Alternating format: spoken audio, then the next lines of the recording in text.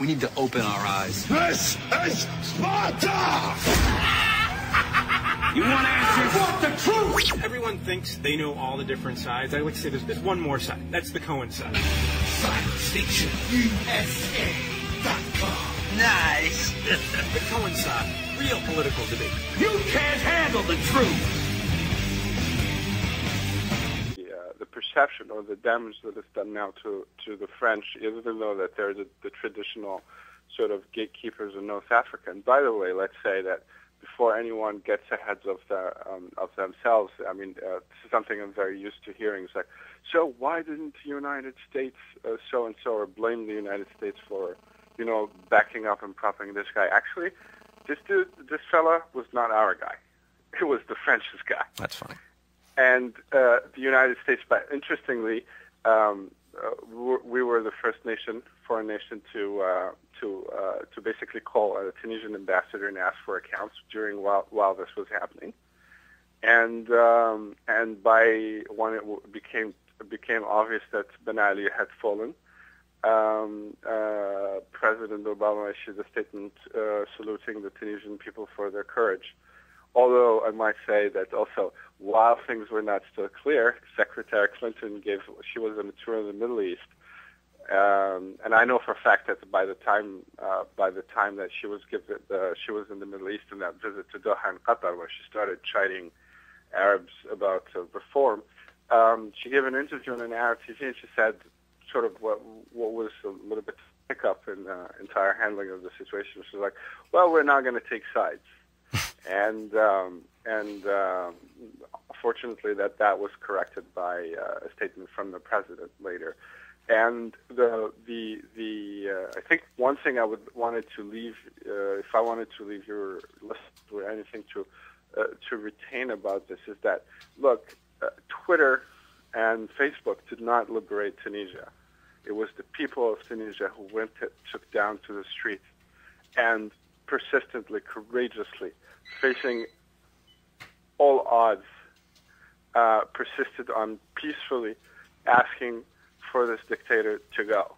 And that's what brought him ultimately down. Wow. There was no foreign intervention. There was no invasion, no bullets fired. There were no Islamists. There were nothing. It's a revolution in every sense of the word. Now, what happens now? I mean, is the prime minister that's in place now, and some of these reports were a little confusing, is he the person that most people want in charge? Was there someone else that was vying for power? And whoever, does finally get the reins, again, where do they take the government now? The person, basically the person who's in charge, it's actually, that's one of the big question marks on the whole situation, is that the prime minister, Ben Ali, left Tunisia without having the courtesy of writing a resignation letter, right, just to win time, so to deliberately plunge it in a constitutional crisis. And in the first day, the prime minister tried basically to declare himself head of state. And then people were like, no, sir, the Constitution is very clear that in the absence, when there's a change, it is the head of parliament who takes over, and then for a period of 90 days, and then a period of 60 days, and has then to organize elections to find a new president. Now, the real challenge and the real problem is that Ben Ali and his family, which, by the way, for the third time, I share with you the info, which I find absolutely unbelievable. Basically, his wife, who was the most hated figure in Tunisia, and her closer family, they've been pillaging Tunisia for years. And on their exit act, they had the courtesy to basically deprive the Tunisian people of 1.5 ton of gold. These are the people who basically, some of them are still in power, are still in charge, and the real challenge in the next elections is for quickly to make sure that this does not become just a change of the head of the regime without a substantial change of the regime itself. And also the other real challenge, although I'm less anxious about that, is that just like as in Hungary, Czechoslovakia, or what was Czechoslovakia and East Germany and Bulgaria, when they were finally liberated from the communist dictatorships, no one really saw. I mean, there was a lot of debate going on about how could these people democratize? They've never done it. They don't have a political class that can do that. And yet, Václav Havel, if anyone remembers, was moved on from running away from campus for fear of government retribution to become the president of a democratic Czechoslovakia after the fall of the Berlin Wall. Same situation can happen here, but yet again, all of this is too early, too soon to be able to predict a precise course of action. But one thing is sure is that the Tunisians, from what I have been seeing and picking up on online, at least, youth who were part of this, the people who were relaying messages, who took to the streets, etc., they are hell-bent and not going back, allowing a dictatorship to take over. Well, here's my question, Nasser, and I think the way you're painting the picture is obviously a picture of optimism, but cautious optimism because we don't know what's going to happen next. But yeah. My fear is with Czechoslovakia, you had, I think, years and years of let's say older individuals like Václav Havel writing on what Czechoslovakia could be and should be.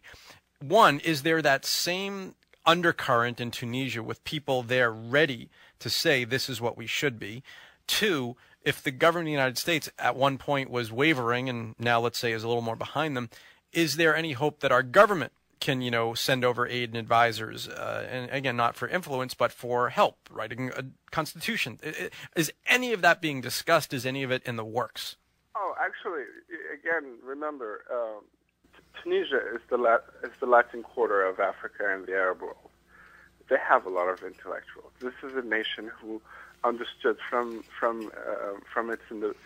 the time of its independence that it has no natural resources. That the investment that the only investment they could only make is in their people, education. And by the way, that's one of the results of the high rate of unemployment right. amongst educated university graduates. So I'm not stressed about that. There is that undercurrent. There are politicians in exile who have been in exile. There are political activists, basically parties that were either banned or were basically under a lot of control. There is that political class. That's not what I'm stressed about. My main concern, and now I'm actually going to be a little bit blunter. Okay. My main concern, the one thing two things that I'm very concerned about is that for the RCD regime to prepare. RCD is basically the Rally for Constitutional Democracy, quote unquote, which was the Ben Ali's party, basically the party that ruled Tunisia. Mm-hmm. That they maintain themselves in power and just rob the people of Tunisia of the benefits of a nascent democracy. And my second concern is that the usual suspects in Middle Eastern politics start showing up at the gate, which is basically Tunisia had an Islamist movement in the 80s and the 90s, but it was severely degraded, and it has no structure or meaningful organization on the ground in Tunisia. Leadership was sitting in London, basically writing letters and opining on TVs. My concern is that if they get back and they start getting bankrolled by the usual our friends the Saudis and start trying to spreading their influence. The news is that it's going to take them at least a decade to have anything meaningful that could compete in an election. There's no infrastructure. There's no charity system as they have in Egypt or in Gaza, and it's going to take a long time for them to have a structured thing. The hope, though, is that amongst the Tunisian people, because of, remember, this is the country that abolished slavery in the 19th century, abolished women have polygamy was abolished in the 50s and the 60s of the century, and abortion is a right. Now, we might agree or disagree whether abortion is a good thing or a bad thing, but that's what it is. These are the kind of rights that are enshrined within the psyche of Tunisian society. So, right. oftentimes it's very important to remember that Tunisia is the Latin quarter of Africa. Well, Nasser, I want to thank you again for coming on. This has been enlightening. That's why, I wanted to have you just talk as much as you could about what's happening. You don't get these opportunities very often in history and or in radio to actually catch these things as they're happening and having insight from someone like yourself that's pretty much as close to being on the ground as we can. So, Nasser, thanks very much, and hopefully we'll have you on again soon in the future. Thank you, David. Take care. Thanks for having me. Absolutely. And everyone out there, again, we hope you enjoyed both our frank discussion about the climate of political conversation in the country today, as well as our insight from Nasser Weddady, Civil Rights Director from the American Islamic Congress. Please remember, you can get more about all of this, www.coincide.com, cyberstationusa.com. Thank you for listening.